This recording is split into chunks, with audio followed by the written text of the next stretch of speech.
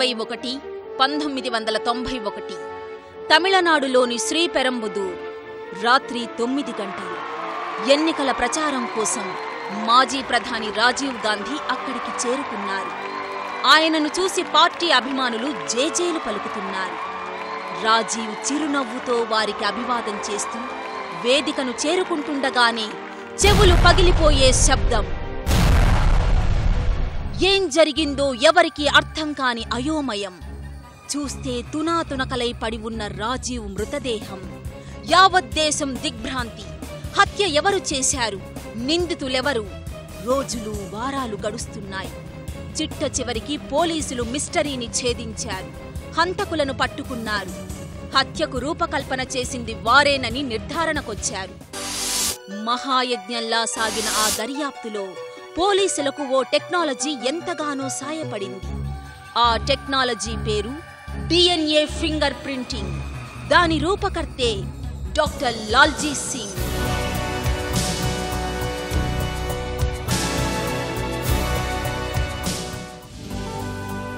ఆయన భారతీయ మేధోశక్తిని ప్రపంచానికి చాటిన ధీశాలి. అంతరించిపోతున్న వన్యప్రాణులకు ప్రాణం పోస్తున్న కారుణ్యమూర్తి. లింగభేదాల వెనక ఉన్న మర్మాన్ని ఛేదించిన అరుదైన శాస్త్రవేత్త. మానవజాతి ప్రస్థానంలో కొత్త కోణాలను వెలికితీసిన అన్వేషకుడు. ప్రయోగశాలల పరిశోధనలను ప్రజల చెంతకు చేర్చాలని పరితపిస్తున్న మానవతావాది. పరిశోధనా సంస్థలను అంతర్జాతీయ స్థాయిలో తీర్చిదిద్దిన పాలనాధ్యక్షుడు. విజ్ఞానం ఆదర్శం మూర్తీభవించిన మహోన్నత వ్యక్తి.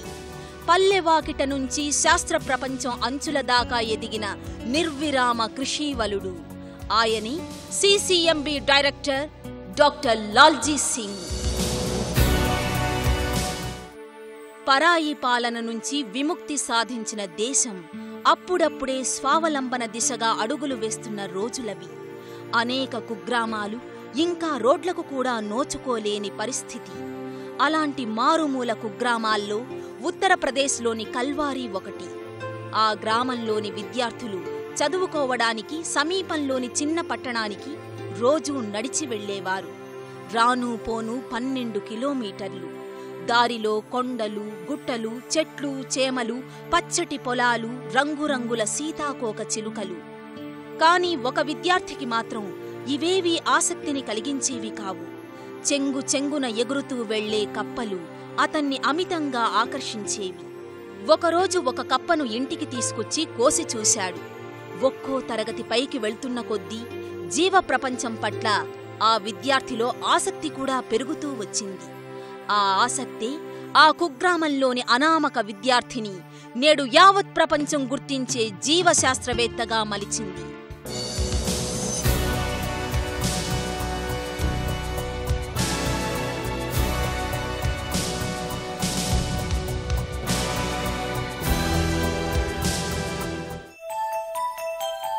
లాల్జీ సింగ్ జూలై 5, 1947 ఉత్తరప్రదేశ్లోని జూన్పూర్ జిల్లాలోని కల్వారీ గ్రామంలో జన్మించారు. తల్లి రఘురాజిదేవి, తండ్రి సూర్యనారాయణ్ సింగ్. లాల్జీ సింగ్ భార్య అమరావతీదేవి. ఈ దంపతులకు 2 కొడుకులు.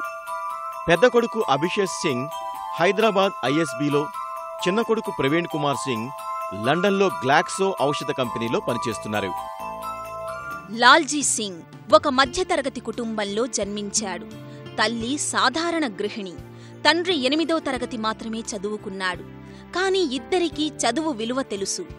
లాల్జీపై ఏనాడూ తమ అభిప్రాయాలను రుద్దలేదు. స్వేచ్ఛా స్వాతంత్ర్యాలతో పెంచారు. చదువుల్లో వెనకబడ్డ సందర్భాల్లోనూ దండించలేదు. ఆ క్రమంలోనే ప్రకృతి రహస్యాల పట్ల చిన్నారి లాల్జీ సింగ్లో నెలకొన్న ఆసక్తి పెరిగి పెద్దదయ్యింది. చిన్ననాటి ఈ నేపథ్యం, తల్లిదండ్రుల ప్రభావం ఆయనలో ఇప్పటికీ కనిపిస్తాయి. పాఠశాల విద్య అనంతరం ఇంటర్మీడియట్ పూర్తయింది. నవయవ్వనంలోకి అడుగుపెడుతున్న లాల్జీ సింగ్ జీవశాస్త్రం పట్ల ఎంతో ఆసక్తిని పెంచుకున్నాడు. దాంతోపాటు వైద్యరంగం కూడా ఆయనను బాగా ఆకర్షించేది.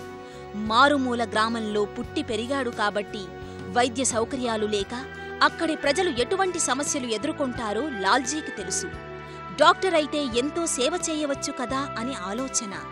రెండింటిలో ఏది ఎంచుకోవాలో కొన్ని రోజుల పాటు నిర్ణయించుకోలేకపోయాడు. ఒక దశలో ఎంబీబీఎస్ వైపే మొగ్గు చూపాడు కూడా. కాని అనుకోని కారణాల వల్ల దాంట్లో అడుగు పెట్టడం సాధ్యం కాలేదు. After my intermediate, I was very much fascinated by biology. I used to catch frogs from my village. నా ఇంటర్ విద్య అనంతరం నేను జీవశాస్త్ర అధ్యయనంపై మక్కువ పెంచుకున్నాను. నేను మా ఊర్లో చెరువుల్లోని కప్పలను పట్టుకొని ఇంటి వద్ద వాటిని కోసి చూసి అనేక విషయాలను తెలుసుకునేవాణ్ణి. కప్ప హృదయ స్పందనలు, నాడీ వ్యవస్థ, జీర్ణ వ్యవస్థ, రక్త ప్రసరణలు ఏ విధంగా ఉన్నాయో చూసేవాణ్ణి. నేను మెడికల్ ఎంట్రన్స్ ఎగ్జామ్స్కు ఆలస్యంగా వెళ్లిన కారణంగా పరీక్ష రాయలేకపోయాను. అప్పుడే జీవశాస్త్రం చదవడానికి బీఎస్సీలో చేరాలని నిశ్చయించుకున్నాను. బెనారస్ విశ్వవిద్యాలయంలో బీఎస్సీలో చేరడం గొప్ప విషయంగా భావించాను. నా మెరిట్ కారణంగా అక్కడ నేను ఉచితంగా విద్యనభ్యసించే అవకాశం లభించింది. లాల్జీ సింగ్ బెనారస్ విశ్వవిద్యాలయంలో 3 ఏళ్ల పాటు కొత్త కొత్త విషయాలెన్నో నేర్చుకున్నాడు. డిగ్రీ తరువాత ఎంఎస్సీ జంతుశాస్త్రంలో చేరాడు. జీవ ప్రపంచమే లోకంగా అధ్యయనం చేశాడు. ఎంఎస్సీలో యూనివర్సిటీలోనే మొదటి స్థానంలో నిలిచి బంగారు పతకం సాధించాడు. ఆ తర్వాత లాల్జీ పరిశోధక జీవితం మొదలయ్యింది. పాముల్లో లింగ నిర్ధారణ అంశంపై పరిశోధన ప్రారంభించారు. లింగ భేదాలకు కారణమయ్యే జన్యువుల పరిణామ క్రమం పాముల్లో ఉన్నంతగా మరే జీవిలోనూ నిక్షిప్తం కాలేదు. దాన్ని అర్థం చేసుకుంటే మనుషుల్లోనూ లింగ భేదాలకు కారణాలు తెలుసుకోవచ్చని ఆయన భావించారు. అందుచేత పాములను తన పరిశోధనాంశంగా చేసుకున్నారు. 1971లో పీహెచ్డీ పూర్తయింది. అనంతరం లాల్జీ సింగ్ బెనారస్, కలకత్తా విశ్వవిద్యాలయాల్లో సహాయ పరిశోధకునిగా, పూల్ ఆఫీసర్గా పనిచేశారు. ఆ సమయంలోనే ఆయనకు 9 నెలల పాటు కామన్వెల్త్ ఫెలోషిప్ లభించింది. పాముల్లో లింగ నిర్ధారణ అంశంపై అణుస్థాయిలో పరిశోధనలు చేయాలని లాల్జీ సింగ్ ఉద్దేశం. కానీ మన దేశంలో అటువంటి పరిశోధనలు చేయడానికి తగు సౌకర్యాలు లేవు. ఈ నేపథ్యంలో లాల్జీ సింగ్కు ఒక అవకాశం తలుపు తట్టింది. బ్రిటన్లోని ఎడిన్బర్గ్ విశ్వవిద్యాలయానికి చెందిన ప్రొఫెసర్ జోన్స్ తన ప్రయోగశాలను వాడుకోవడానికి అనుమతించారు. లాల్జీ వెంటనే ఎడిన్బర్గ్ వెళ్లిపోయి రాత్రింబవళ్లూ పరిశోధనలో మునిగిపోయారు. కొన్ని నెలలు గడిచిపోయాయి. ఒక అర్ధరాత్రి పూట మైక్రోస్కోప్ కింద వివిధ నమూనాలను పరిశీలిస్తున్న లాల్జీ ఆనందంతో ఎగిరి గంతేశారు. పాముల్లో లింగ భేదాలకు కారణమవుతున్న డిఎన్ఏను గుర్తించారు. ఈ విజయంతో లాల్జీకిస్తున్న కామన్వెల్త్ ఫెలోషిప్ను మరో 14 నెలల పాటు పొడిగించారు. కానీ ఆనందం ఎంతో కాలం పాటు నిలవలేదు. ఉన్న పళంగా బ్రిటన్ నుంచి భారత్కు వచ్చేయమని భారత ప్రభుత్వం ఉత్తర్వు జారీ చేసింది. పాస్పోర్ట్ తీసేసుకుంది. ఈ ఘటనతో లాల్జీ సింగ్ నిర్ఘాంతపోయారు. అది 1976 ఎమర్జెన్సీ రోజులు. మేధోవలసను అరికట్టడానికి ఇందిరాగాంధీ ప్రభుత్వం ప్రతిభావంతులైన పరిశోధకులను తిరిగి స్వదేశానికి రప్పించాలని నిర్ణయించింది. 1974లో లాల్జీ సింగ్ జాతీయ సైన్స్ అకాడమీ నుంచి యువశాస్త్రవేత్త అవార్డు అందుకోవడం ఆయన పాలిట శాపమయ్యింది. ప్రభుత్వం ఆదేశంతో ఒక్కసారిగా ఎడిన్బర్గ్ నుంచి స్వగ్రామానికి వచ్చిపడ్డారు. In Edinburgh, I faced a tremendous problem. I would like to point out that my fellowship was only for 9 months. ఎడిన్బరోలో fellowship చేస్తున్నప్పుడు ఎంతో ఇబ్బంది పడ్డాను. నా 9 నెలల ఫెలోషిప్ పూర్తి కాకమునిపే నా పాస్పోర్టును లండన్లో ఉన్న ఇండియన్ ఎంబసీ స్వాధీనం చేసుకుంది. ఇది భారత ప్రభుత్వ ఆదేశాల మేరకే జరిగింది. అంతేకాదు, నేను వారం రోజుల్లో భారతదేశం రావాలని నాకు సమాచారం అందింది. ఇది ఎందుకు జరిగిందంటే 1974లో ఇండియన్ నేషనల్ సైన్స్ అకాడమీ వారు యంగ్ సైంటిఫిక్ అవార్డు ఇవ్వడమే. అప్పుడే భారత ప్రభుత్వం మేధావుల వలసని అరికట్టాలని భావించడం వల్ల ఈ ప్రక్రియకు బలైన మొదటి వ్యక్తి నేనే. నా లండన్ ప్రొఫెసర్ డాక్టర్ జోన్స్ నన్ను ఆపాలని ఎంత ప్రయత్నించినా కుదరలేదు. అలా నేను భారతదేశానికి తిరిగి వచ్చాను. 3 ఏళ్ల పాటు దేశాన్ని విడిచి వెళ్లరాదంటూ ప్రభుత్వం మరో ఉత్తర్వును అందచేసింది. ఆ విధంగా కొన్నాళ్లపాటు ఊరికే పరిమితమైపోయారు. కాని ఆయన ఆలోచనలు మాత్రం ఎడిన్బర్గ్లోని తన పరిశోధనల చుట్టే తిరిగేవి. ఎలాగైనా బ్రిటన్ వెళ్లాలని నిశ్చయించుకున్నారు. పీహెచ్డీలో తనకు గైడ్గా వ్యవహరించిన ప్రొఫెసర్ రాయ్ చౌదరితో కలిసి ప్రయత్నాలు ప్రారంభించారు. అవి ఫలించి కేంద్ర విద్యా మంత్రిత్వ శాఖ లాల్జీని ఇంటర్వ్యూకి పిలిచింది. అధికారులు శల్య పరీక్ష నిర్వహించి 3 ఏళ్లలోపే పని పూర్తి చేసుకుని భారత్కు వస్తానని హామీ పత్రం తీసుకుని అక్కడికి వెళ్లడానికి అనుమతించారు. ఎడిన్బర్గ్ చేరుకుని తిరిగి పరిశోధనలను ప్రారంభించిన లాల్జీ సింగ్ 13 ఏళ్ల పాటు అక్కడే ఉండిపోయారు. ఆ సమయంలో లింగ నిర్ధారణపై మరింత లోతుగా అధ్యయనం చేశారు. జీవరాశిలో ఆడ మగ అన్న తేడాలు ఎందుకున్నాయన్నది ఆధునిక జీవశాస్త్రానికి అంతుచిక్కని సమస్య. లాల్జీ దీనిపై గతంలోనే పరిశోధనలు ప్రారంభించినా తిరిగి మరింత లోతుల్లోకి వెళ్లారు. ఆయన శ్రమ ఫలించింది. ఒక ఆడపాములో బీకేఎం అనే క్రోమోజోమును గుర్తించగలిగారు. ఇదే ఆ జాతి సర్పాల్లో లింగభేదాలకు కారణమవుతోందని తెలియచేశారు. అంతర్జాతీయ సైన్స్ పత్రిక సెల్లో ప్రచురితమైన ఈ పరిశోధనా వివరాలు అనేక దేశాల శాస్త్రవేత్తలను ఆకర్షించాయి. మనుష్యుల్లో లింగభేదానికి వై క్రోమోజోమ్ కారణమవుతున్న విషయం లాల్జీ పరిశోధన వెలుగులోనే ప్రపంచానికి తెలియవచ్చింది. ఈ విజయంతో లాల్జీ సింగ్ పేరు తొలిసారిగా జీవశాస్త్ర ప్రపంచంలో మార్మ్రోగింది.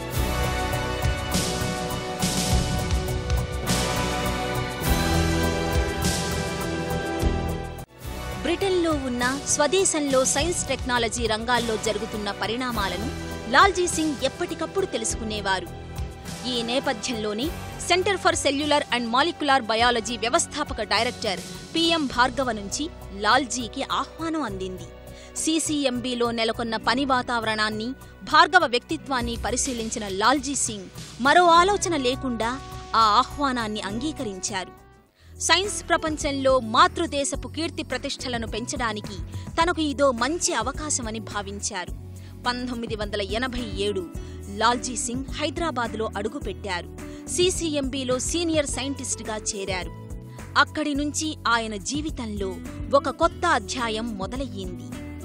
ఎడిన్బర్గ్లో జరిపిన పరిశోధనల కొనసాగింపుగా లాల్జీ సింగ్ సీసీఎంబీలో వివిధ ప్రయోగాలు చేపట్టారు. గతంలో కనుగొన్న బీకేఎం క్రోమోజోమ్ ద్వారా కొత్త కోణాలను వెలికితీసే ప్రయత్నాలు చేశారు. డిఎన్ఏ ఫింగర్ ప్రింటింగ్ అనే అద్భుత టెక్నాలజీ ఆవిష్కృతమయ్యింది.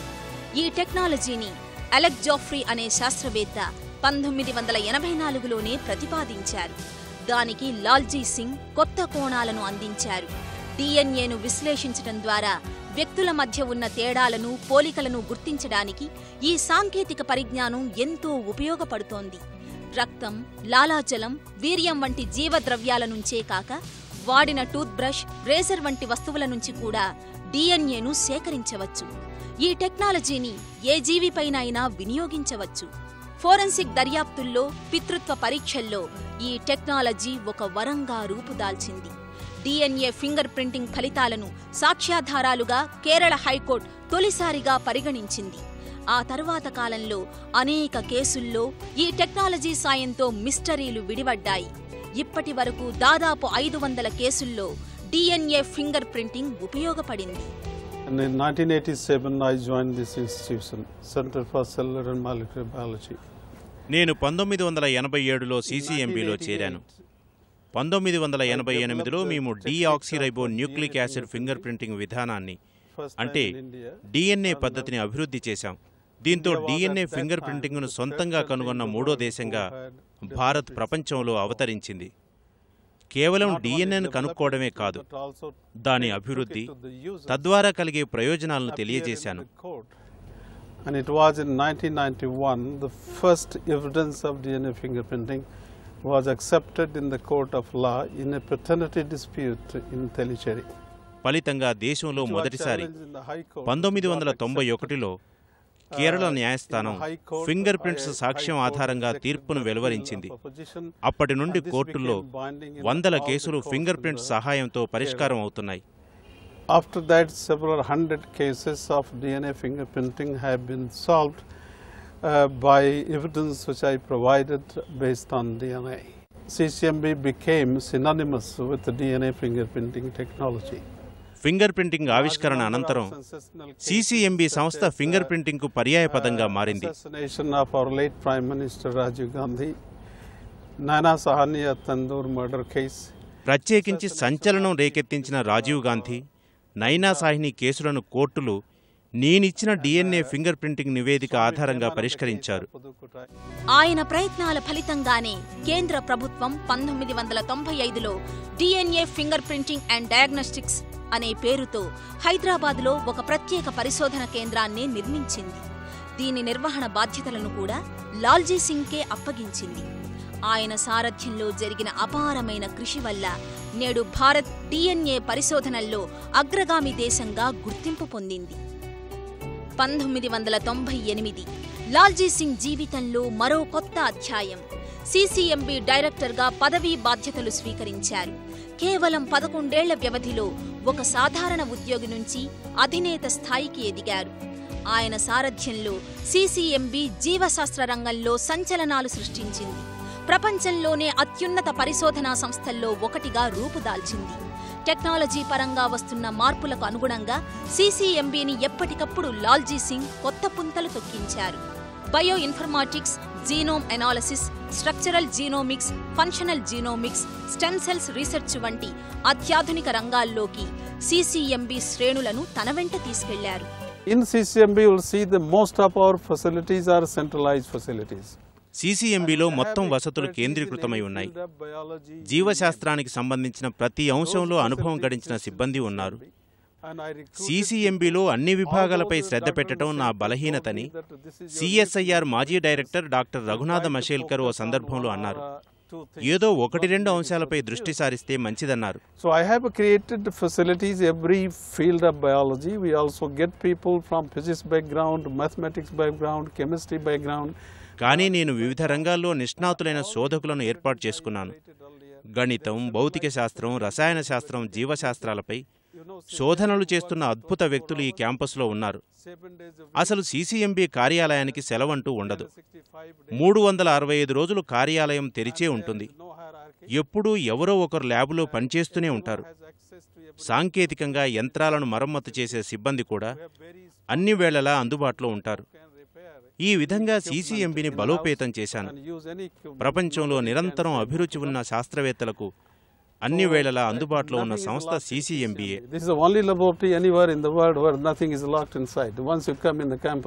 మానవ జాతి ప్రస్థానం ఏ దిశల్లో ఏ దారుల్లో కొనసాగిందన్నది సైన్స్ చరిత్రలోనే అతిపెద్ద చిక్కుముడి. శాస్త్రవేత్తలకు సవాల్ విసురుతున్న ఈ ప్రశ్న లాల్జీ సింగ్ను అమితంగా ఆకర్షించేది. దాని అంతు తేల్చాలని భావించేవారు. తన సహచర బృందంతో కలిసి పరిశోధనలు ప్రారంభించారు. అండమాన్ నికోబార్ దీవుల్లో ఉన్న పురాతన తెగలపై DNA పరీక్షలు జరిపారు. 70,000 సంవత్సరాల క్రితం భారత భూభాగంపై తొలిసారిగా అడుగుపెట్టిన ఆది మానవుల వారసులు ఇప్పటికీ ఆ దీవుల్లో ఉన్నారని లాల్జీ సింగ్ గుర్తించారు. ఈ విషయాన్ని సాక్ష్యాధారాలతో సహా ప్రపంచానికి తెలియచేశారు. మానవ జాతి ప్రస్థానంలో ఇదో కొత్త కోణం. ఆఫ్రికాలో పుట్టిన మానవుడు ఎర్ర సముద్రాన్ని దాటుకుని భారత్ ఆగ్నేయాసియా మీదుగా ఆస్ట్రేలియా వైపు విస్తరించాడని, దక్షిణాపథాన మానవుని ప్రస్థానం సాగిందని లాల్జీ సింగ్ బృందం ప్రతిపాదించింది. ఇది ఇప్పటివరకు ఉన్న ఉత్తరాపథం సిద్ధాంతానికి వ్యతిరేకం. 2005లో సైన్స్ పత్రికలో ప్రచురితమైన ఈ పరిశోధన ప్రాధాన్యాన్ని యావత్ ప్రపంచం కేవలం ఏడాదిలోపే గుర్తించింది. ఇంత తక్కువ సమయంలో ఒక సిద్ధాంతం అందరి మన్ననలు పొందటం సైన్స్ చరిత్రలోనే అరుదైన విషయం. Recently, geological studies has provided evidence that around 85,000 years ago, భూగర్భ శాస్త్రవేత్తల ఇటీవలి అధ్యయనం ప్రకారం 80,000 ఏళ్ల క్రితం ఆఫ్రికాలో విపరీతమైన కరువు ఏర్పడింది. దాదాపు 95% నీటి వనరులు ఎండిపోయాయి. దాంతో ప్రజలు అక్కడి నుండి వలసబాట పడ్డారు. ఆ విధంగా వలస వెళ్లిన ఆధునిక మానవుడు ఎర్ర సముద్రం దాటి ఇజ్రాయిల్, యూరప్, చైనా, ఆసియా వైపు సాగాడు. అలా భారతదేశానికి వచ్చాడు. అయితే భారతదేశం అతి ప్రాచీన చరిత్ర కలిగిన దేశమని మనం కాలేజీల్లో, పాఠశాలలో చదువుకున్నాం.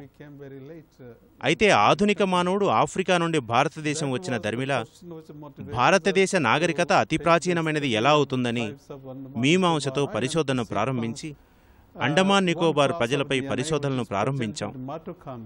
ప్రభుత్వ అనుమతితో అక్కడి ప్రజల రక్తపు నమూనాలు సేకరించి వాటి ద్వారా ఆ వ్యక్తుల కణాల్లోని మైటోకాండ్రియా జన్యు లక్షణాలను బట్టి వారే ఆదిమజాతిగా గుర్తించగలిగాం. దీన్ని ప్రపంచంలోని అనేక పరిశోధనా సంస్థలు బలపరిచాయి. అప్పుడు భారతదేశం అతి ప్రాచీన చరిత్ర కలిగినదనే వాస్తవం రుజువైంది. విభిన్న మానవ తెగలపై దృష్టి పెట్టినట్టుగానే లాల్జీ సింగ్ వన్యప్రాణుల వైవిధ్యంపైన పరిశోధనలు ప్రారంభించారు. ఆసియా, సైబీరియా, ఆఫ్రికాలకు చెందిన పులులు, సింహాలకు వాటి హైబ్రిడ్ రకాలకు మధ్య ఉన్న జన్యు వైవిధ్యాన్ని గుర్తించారు. 125 ఏళ్ల నాటి పులి చర్మాలపై పరీక్షలు నిర్వహించి ఆ కాలంలో ఉన్న జన్యు వైవిధ్యాన్ని ఇప్పటితో పోల్చి చూశారు. ఈ పరిశోధన క్రమంలోనే అంతరించే జీవజాతుల సంరక్షణపై కేంద్ర ప్రభుత్వానికి సవివరమైన సమాచారాన్ని అందచేశారు. ఫలితంగా హైదరాబాద్లోని అత్తాపూర్లో laboratory for the conservation of endangered species పేరుతో ఒక అరుదైన పరిశోధనా కేంద్రం 2007లో ఏర్పాటయ్యింది. వివిధ జీవజాతులకు సంబంధించిన వీర్యం, అండాలు, కణాలు, కణజాలాలతో ఈ సంస్థలో భారీ బ్యాంకును ఏర్పాటు చేస్తున్నారు. ఏదైనా జాతి అంతరించే ప్రమాదంలో ఉంటే ఇక్కడే వాటి సంఖ్యను వృద్ధి చేసేందుకు అత్యాధునిక సౌకర్యాలను నెలకొల్పారు. ఇప్పటికే కృత్రిమ గర్భధారణ పద్ధతుల్లో వివిధ జాతుల జింకలను, పావురాలను సృష్టించారు. హిమాలయాలు, గంగానది తదితర ప్రాంతాల్లో ఉన్న జీవజాతులపై ఇక్కడ జరుగుతున్న విస్తృత స్థాయి పరిశోధనలు వివిధ దేశాల శాస్త్రవేత్తల దృష్టిని ఆకర్షిస్తున్నాయి.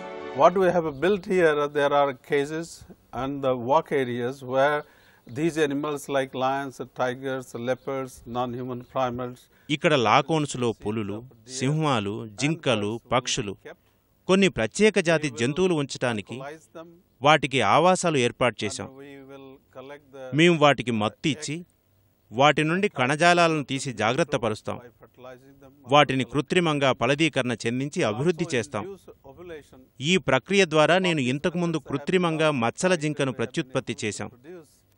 ఈ సంస్థలో ముఖ్య విషయం ఏమిటంటే అంతరించిపోతున్న క్రూర మృగాల ఇంద్రియాలను పదిలపరిచి ఉంచడం.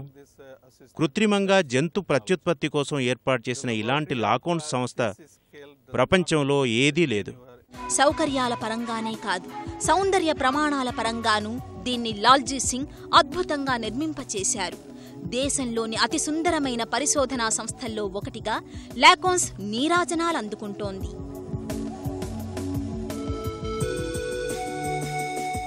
This building has already received the best architectural design of institution in India and amongst top 3 in the world. ఈ లాకోన్ సంస్థ భవన నిర్మాణ శైలి దేశంలోనే మొదటిది, ప్రపంచంలోనే మూడోదిగా గుర్తించబడ్డది. ఈ భవనం కళాత్మకంగా ఉండి గుట్టలు, పరిసరాలతో ప్రకృతిలో ఇమిడియున్నట్టు ఉంటుంది. ఇది కట్టడానికి 5 ఏళ్లు పట్టింది. అయినా దీన్ని రూపొందించిన వ్యక్తి ఓపికతో నా అభిష్టానికి తగ్గట్టుగా తీర్చిదిద్దాడు. ఇది అతని జీవితంలో సంతృప్తినిచ్చిన భవన నిర్మాణం. నేను కూడా ఈ కట్టడాన్ని చూసి మురిసిపోతుంటాను. ఒకప్పుడు మన దేశంలోని అడవుల్లో వేల సంఖ్యలో పులులు సంచరించేవి. నేడు అవి కానరాకుండా పోయాయి. వాటిని పునరుజ్జీవింపచేయడానికి లాకోన్స్ నడుం కట్టింది. మన దేశానికి చెందిన చిరుత పులులు లాంటివే ఇరాన్లో ఉండటంతో ఆ దేశ సహాయ సహకారాలు తీసుకుంటోంది. Indian cheetah became extinct many years ago. Bharat చిరుతపులి చాన్నాళ్ల క్రితమే అదృశ్యమైంది. కనీసం ఒక్కటి కూడా నేడు కానరాదు. అయితే ప్రస్తుతం ఆ చిరుతపులులు ఇరాన్లో కనబడుతున్నాయి. మన చిరుతపులిని తిరిగి దేశంలో పునరుజ్జీవింపచేయటానికి యత్నాలు జరుగుతున్నాయి. అసలు చిరుతపులి సాదృశ్యంలో ఇతర పులుల కంటే భిన్నంగా ఉండి చూపర్లను ఆకర్షిస్తుంది. మేము ఇరాన్ ప్రభుత్వంతో మాకో చిరుతపులి కావాలని అభ్యర్థించాం. ఒకవేళ వాళ్ళు ముందుకు రాకున్నా అక్కడకు వెళ్లి వాటి కణజాలాన్ని సేకరించి కృత్రిమ ఫలదీకరణతో క్లోనింగ్ చేసి వాటిని పునరుజ్జీవింపచేయాలనే లక్ష్యంతో ఉన్నాం. లాల్జీ సింగ్ ఒక శాస్త్రవేత్త మాత్రమే కాదు, గొప్ప పరిపాలనా దక్షుడు కూడా. వ్యవస్థాపక డైరెక్టర్గా పిఎం భార్గవ సిసిఎంబిలో నెలకొల్పిన అత్యున్నత ప్రమాణాలను లాల్జీ సింగ్ మరింత పరిపుష్టం చేశారు. పచ్చటి చెట్లతో ఆహ్లాదకరమైన వాతావరణంలో ఉద్యానవనాన్ని తలపించే సిసిఎంబి క్యాంపస్లో ఏ ప్రయోగశాలకు తాళాలుండవు. అక్కడ ఉండే ప్రతి విద్యార్థి తన ప్రాజెక్టుకు అవసరం అనుకుంటే ఏ పరికరాన్నైనా వినియోగించుకోవచ్చు. విద్యార్థులకు, శాస్త్రవేత్తలకు, అధికారులకు మధ్య ఎలాంటి అంతరాలు లేని స్వచ్ఛమైన సైన్స్ లోకంగా CCMBని తీర్చిదిద్దారు. హైదరాబాదులోని ఈ పరిశోధనా సంస్థలో చదువుకోవడానికి జర్మనీ, జపాన్, బ్రిటన్ వంటి అభివృద్ధి చెందిన దేశాల నుండి ఎంతో మంది విద్యార్థులు వస్తున్నారు. పని విషయంలో ఎంత కఠినంగా, క్రమశిక్షణతో మెలుగుతారో విద్యార్థులకు మార్గనిర్దేశాన్నిచ్చే సందర్భంలో లాల్జీ సింగ్ అంత వాత్సల్యంతో వ్యవహరిస్తారు. అందుకే ఆయనలో తమకొక అధ్యాపకుడే కాదు, ప్రేమతో నిండిన తండ్రి కనిపిస్తాడని ఆయన దగ్గర చదువుకున్న విద్యార్థులు చెబుతారు. లాల్జీ సింగ్కు కూడా యువతపైన అపారమైన నమ్మకం, దేశ భవిష్యత్తు వారిపైనే ఆధారపడి ఉందని చెబుతారు. My message to them is that if you are convinced about certain things, యువ శాస్త్రవేత్తలకు నేను చెప్పేదేమిటంటే, అభిరుచి కలిగిన అంశాలపై పరిశోధనలు చేస్తున్నప్పుడు ఎవరు నిరుత్సాహపరిచినా వెనుకంజ వేయకూడదు. వారు ఒకవేళ దాన్ని తప్పుగా నిరూపిస్తే అప్పుడు ఆలోచించాలి. ఫలితం తేలే వరకు పరిశోధనలు సాగించాలి, మధ్యలో విరమించకూడదు. కొన్నిసార్లు ప్రజలు సైన్స్ పట్ల ఉన్న పరిమిత అవగాహనతో శాస్త్రవేత్తలు చేస్తున్న ప్రయోగాలు, పరిశోధనలపై ఏదో ఒకటి మాట్లాడుతుంటారు. అవి లెక్క పెట్టకూడదు. ధైర్యంతో ముందుకెళ్లాలి. అంతేకాదు, మీరు చేసిన పరిశోధనలు వెలుగులోకి రాకున్నా, కొంతకాలం వరకు సరియైన గుర్తింపు రాకపోయినా విచారపడకూడదు. ముఖ్యంగా చేస్తున్న పరిశోధనలే తిరిగి చేయకుండా కొత్త విషయాలపై దృష్టి పెట్టి నూతన ఆవిష్కరణకు పూనుకోవాలి. శాస్త్ర రంగంలో లాల్జీ సింగ్ చేసిన కృషికి ప్రపంచం నీరాజనాలు పలికింది. అనేక పురస్కారాలు ఆయనను వరించాయి. లాల్జీ సింగ్ పరిశోధనా రంగంలో చేసిన కృషికి ఎన్నో అవార్డులు దక్కాయి. 1992లో వాస్విక్ పరిశోధనా అవార్డు, 1994లో రేన్ బాక్సీ పరిశోధనా అవార్డు, అదే ఏడాది ఆచార్య SP రాయ్ చౌదరి 75వ జయంతి స్మారక పురస్కారం లభించాయి. 1995లో ఆచార్య విశ్వనాథ్ స్మారక ఉపన్యాస అవార్డు, అదే ఏడాది జీవశాస్త్రంలో పరిశోధనకు గాను జగదీష్ చంద్రబోస్ అవార్డు లభించింది.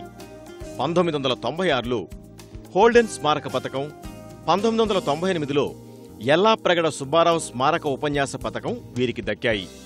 లాల్జీ సింగ్ పరిశోధనా పటమును గుర్తించి కేంద్ర ప్రభుత్వం 2004లో పద్మశ్రీతో సత్కరించింది. అదే ఏడాది ప్రతిష్టాత్మకమైన CSR technology award, FICCI research and development award వీరిని వరించాయి. 2005లో భారతీయ మేధావుల సదస్సు లాల్జీ సింగ్ను the great son of the సాయిల్గా కీర్తించింది. ప్రయోగశాలలు, పరిశ్రమలు చట్టపట్టాలేసుకుని ముందుకెళ్లినప్పుడే ప్రగతి సాధ్యమవుతుందని లాల్జీ సింగ్ భావిస్తారు. అందువల్లే DNA chip technology, DNA sequencing వంటి రంగాల్లో బయలాజికల్ ఆమేషం ఫార్మాసియా వంటి ప్రఖ్యాత ఔషధ తయారీ కంపెనీలతో CCMB ఒప్పందాలను కుదుర్చుకుంది. వీటి వల్ల CCMBకి కోట్లాది రూపాయల ఆదాయం సమకూరింది. సాఫ్ట్వేర్ రంగంలో వస్తున్న అపారమైన అభివృద్ధిని కూడా లాల్జీ సింగ్ నిశిత దృష్టితో గమనించారు. హైదరాబాద్లోని అనేక కంపెనీలతో సంప్రదింపులు జరిపారు. సాఫ్ట్వేర్ ఇంజనీర్లు, అణుజీవ శాస్త్రవేత్తలు భుజం భుజం కలిపితేనే జీనోమిక్స్లో విజయాలు సాధ్యమవుతాయని లాల్జీ సింగ్ నమ్మకం.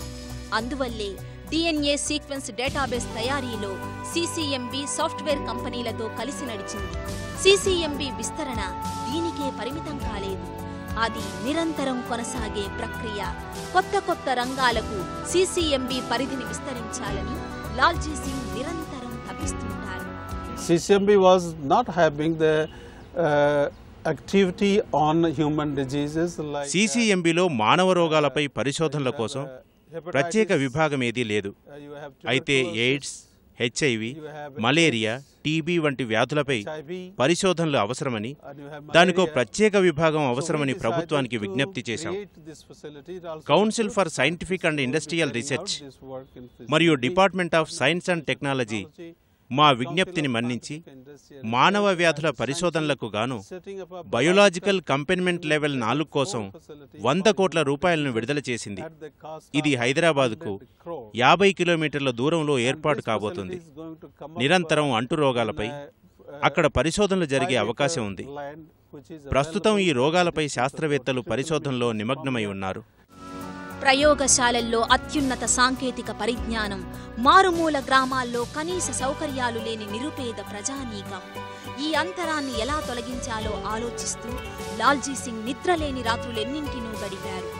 ఆ తపనలోంచి పుట్టిందే జీనోమ్ ఫౌండేషన్.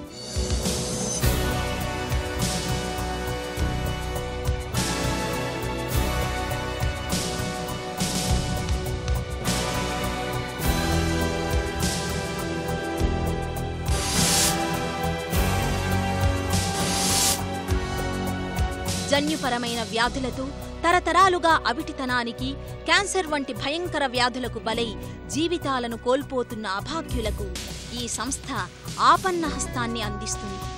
జన్యు వ్యాధులపై పరిశోధనలు జరిపి చికిత్స విధానాలను కనుగొనడం, బాధితులకు అతి తక్కువ ఖర్చుతో చికిత్సను అందచేయటం జీనోమ్ ఫౌండేషన్ లక్ష్యాలు.